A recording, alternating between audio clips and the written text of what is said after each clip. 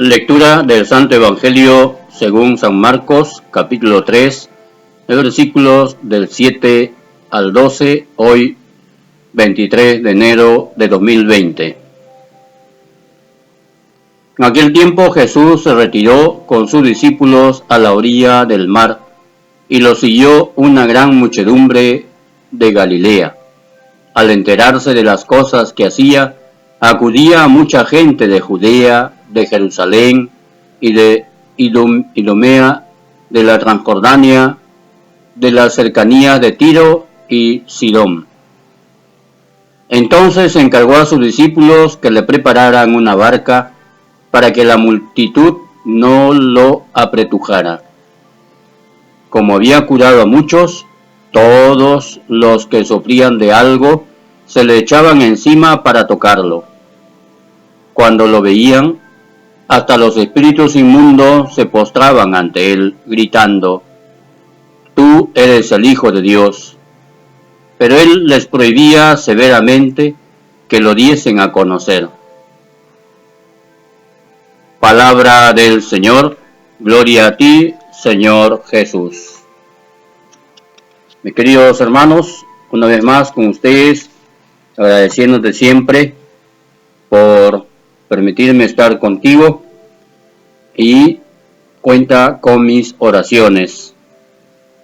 En este Santo Evangelio que acabamos de proclamar, vemos a nuestro Señor Jesucristo inmerso en nuestra realidad humana.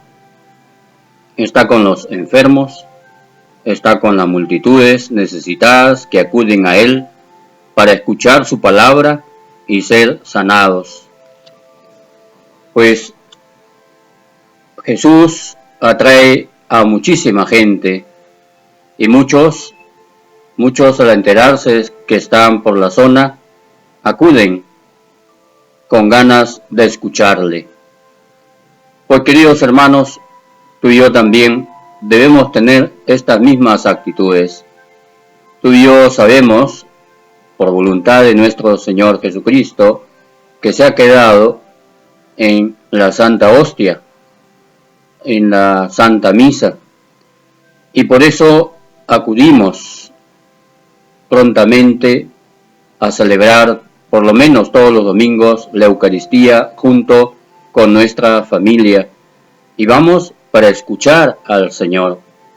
En la Santa Misa, pues, primero nos leen la palabra de Dios, en la que tenemos que estar muy atentos para poder entender el mensaje de Jesús y luego reflexionarlos y llevar todo ese mensaje, toda esa enseñanza a nuestra vida. Estar muy atento a los sermones, a la homilía, porque es ahí donde nos van a ayudar a entender. Y por eso también los que celebran la Santa Misa, es decir, los sacerdotes, tienen una gran responsabilidad de preparar bien las homilías, en la que tienen que ayudar al pueblo fiel a entender el mensaje de Jesús, enseñar, anunciar la palabra de Dios, pero también denunciar aquellas cosas que quizás el mundo pretende introducirnos.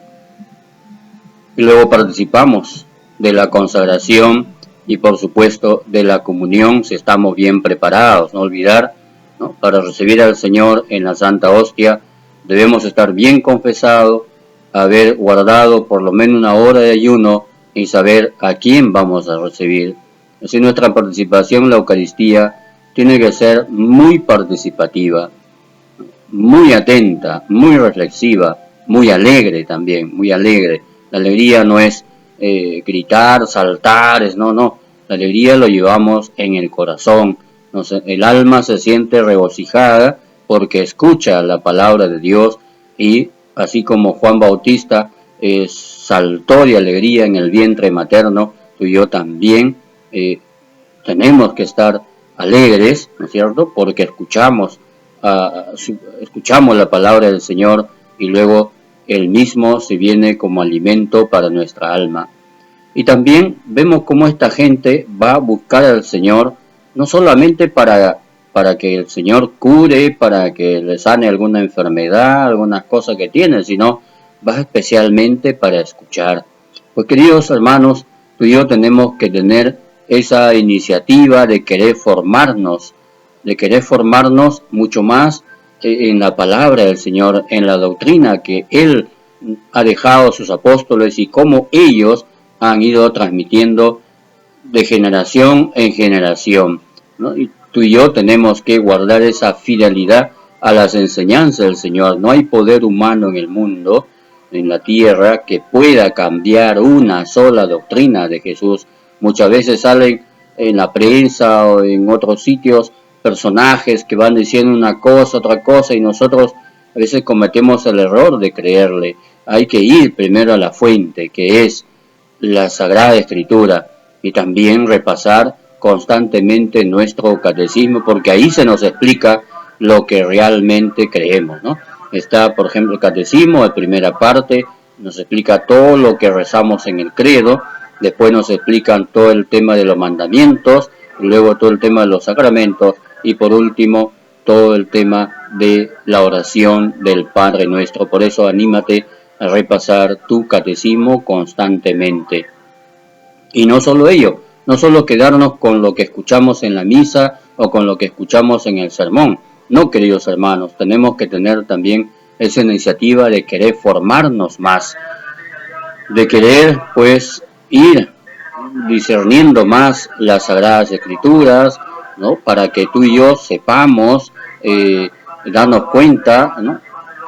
Cuál es el trigo y cuál es la cizaña, ¿no? Para no ser confundidos, para no estemos con dudas, para que no nos vayamos por otras voces que nos invitan pues a alejarnos, a apartarnos de la iglesia que Jesús ha fundado. Por eso acude en tu parroquia a las clases de catecismo, si hay para mayores, y si no hay, pide al sacerdote, a tu párroco, que haga una catequesis familiar, ¿no? Acude a tu parroquia a clases de Biblia, y si no hay, pues exige a tu parroquia, a tu párroco, ¿no? que fomente estas clases de Biblia para que tú puedas conocer más y luego transmitir a tus hijos. También es bueno que estemos al día, ¿no? Así como estamos al día en el mundo leyendo los periódicos, también estemos al día con los documentos que va saliendo de la iglesia, ¿no? Lo que nos va diciendo el Santo Padre, el Papa, los obispos, ¿no? Las cartas pastorales, las encíclicas, las exhortaciones, hay mucho por leer, ¿no? Y a veces tú y yo pues nos coge la flojera y no lo hacemos. Pues hay que animarnos como estos que seguían a Jesús, como estos hombres y mujeres que seguían a Jesús, para escucharle, para querer aprender más, ¿no? Entonces tú y yo también que nos esforcemos por ir conociendo mucho más nuestra doctrina, la doctrina de Jesús, para no ser confundidos, para no ser engañados y sobre todo para poder enseñar a los demás, especialmente en nuestro hogar. Qué bueno sería que papá, mamá, ¿no? Se siente en un momento, ¿no es cierto? Aunque sea una hora a la semana, fíjate, a la semana, ¿no? De compartir la palabra de Dios con sus hijos, de repasar un punto del catecismo, ¿no? Entonces todos vamos conociendo más las enseñanzas de nuestro Señor. Es importante saber, para no estar diciendo eso de la iglesia dice así, la iglesia lo prohíbe, la iglesia no manda, la iglesia no sé qué.